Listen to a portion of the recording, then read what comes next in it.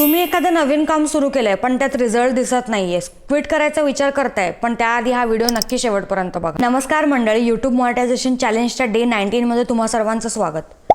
आधी ना कोणतंही काम सुरू केल्यावर ना मी खूप उत्साहात सुरू करायची आणि नंतर जर त्यात रिझल्ट दिसत नसेल ना तर माझी कन्सिस्टन्सी मेंटेन होत नव्हती. मी याआधी एक यूट्यूब चॅनल सुरू केलं होतं, 2 इन्स्टा अकाउंट सुरू केले होते, त्या सगळ्यांमध्ये सेम पॅटर्न रिपीट झालाय.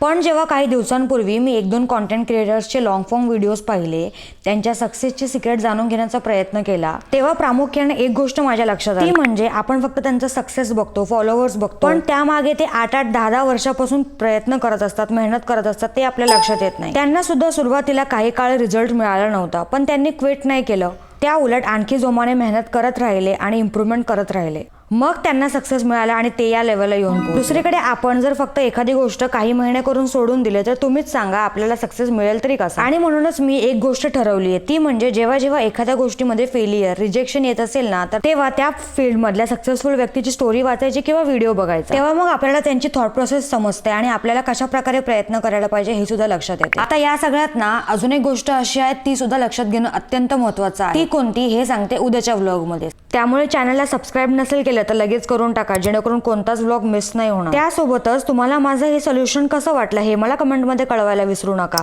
पुन्हा भेटूयात नेक्स्ट व्लॉगमध्ये उद्या सकाळी 11 वाजता. तोपर्यंत स्वतःची काळजी घ्या आणि तुम्हाला तर माहितीच आहे, सुरुवात जरी छोटी असली तरी स्वप्न खूप मोठी आहेत.